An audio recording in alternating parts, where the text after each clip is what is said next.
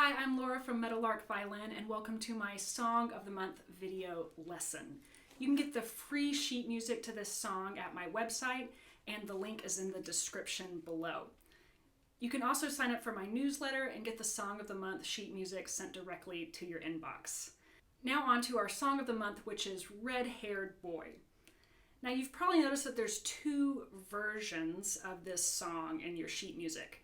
There's one version with just plain eighth notes, and then there's another version which is the exact same, it's just got the dotted eighth note, 16th note rhythm.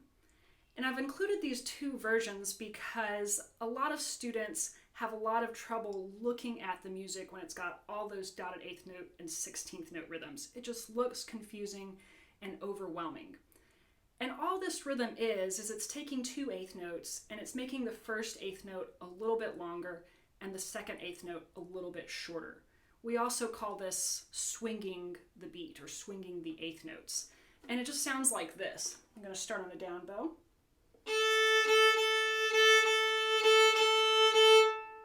You can hear how the down bow's a little longer, the up bow's a little shorter.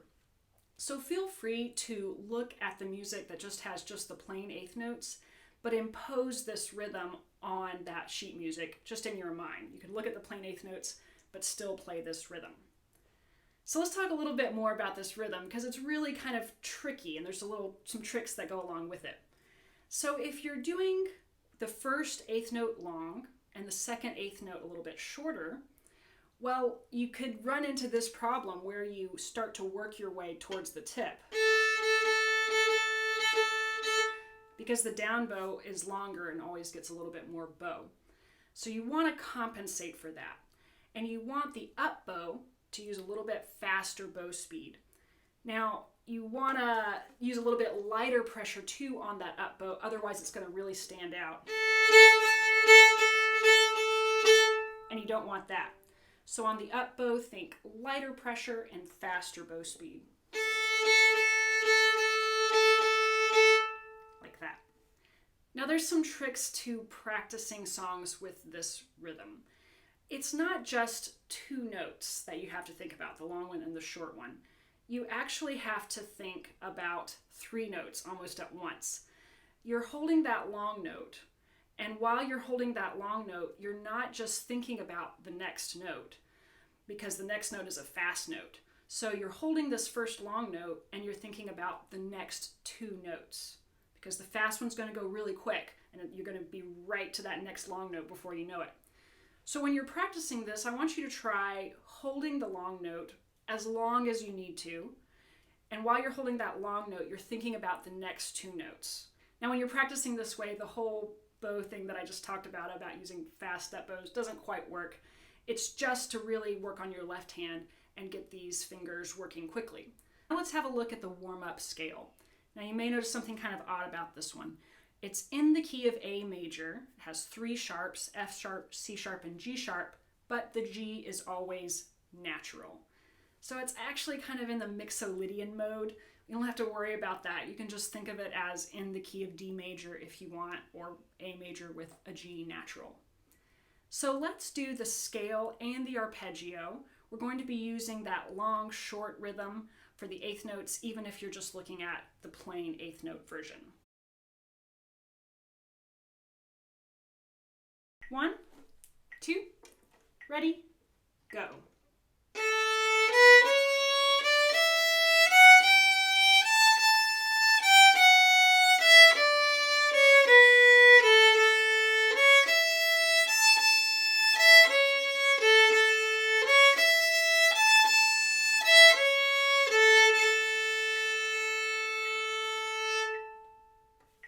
Now the next couple measures on the warm-up page are measures that I've identified in the real song as kind of practice spots or little problem areas. So let's talk about each one. So measure 6, the tricky part here is going over to that G natural.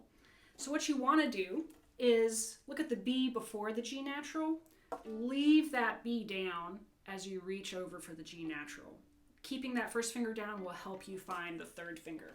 So it sounds like this. We'll repeat it twice. Ready, set, go.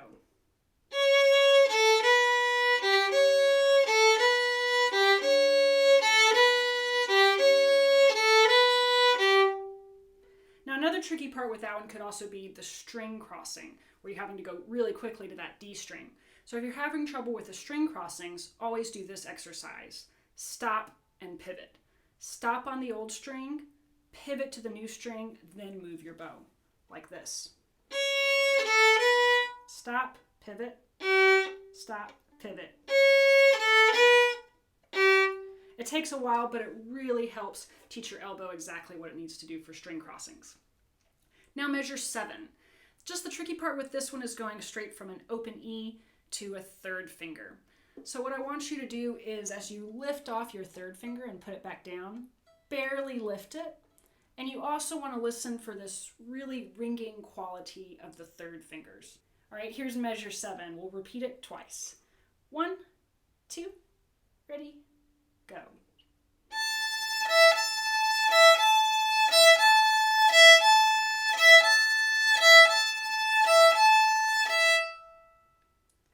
All right, now on to measure 8. This one's similar. The tricky part here is that you're going to a G natural again after that third finger. So what you want to do is you're doing open E, third finger, third finger.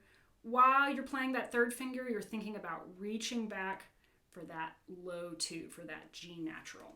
All right, this measure sounds like this. 1, 2, ready, go.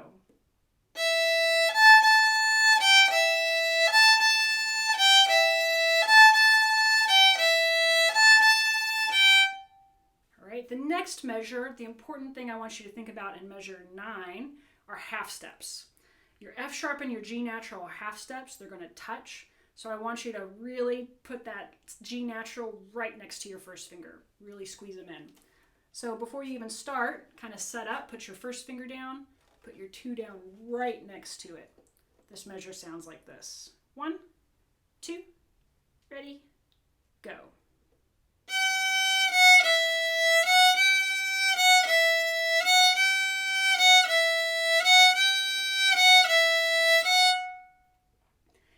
Last practice measure in measure 10 has a little jump over to the A string for the C sharp. That's pretty much the only tricky thing I think there is here. So this one, you want to prepare that C sharp. While you're playing that open E, you're getting your C sharp ready for the A string. So let's try that one. We'll repeat this measure twice and then end on that open A string.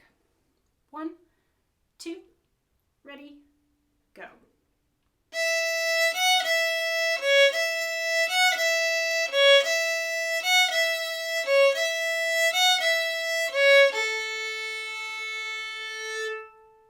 Now let's talk through the actual song. You'll notice you've got a lot of these rhythms with a dotted 8th, 16th note. Those will always be down bow on the long note, up bow for the short note, except there's a couple places where I slur that in. It'll be slurred in on an up bow. That's just so where you start the next measure on a down bow. Now one thing I want to show you that's kind of fun that you can do with those very last 2 notes is instead of playing 3 open A, you can slide into that A. So like this. Here's the very last measure.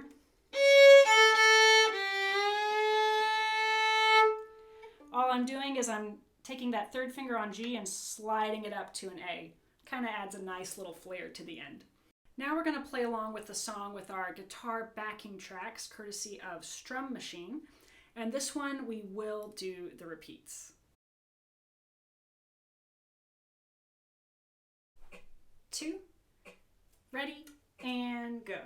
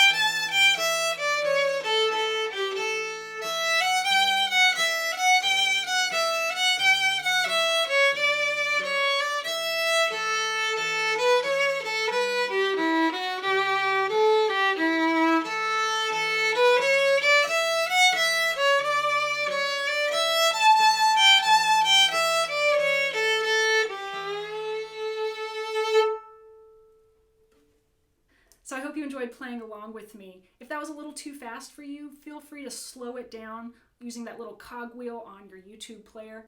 Or you can also go to Strum Machine, sign up, and that song is on there. You can adjust the play along tracks for whatever tempo you like.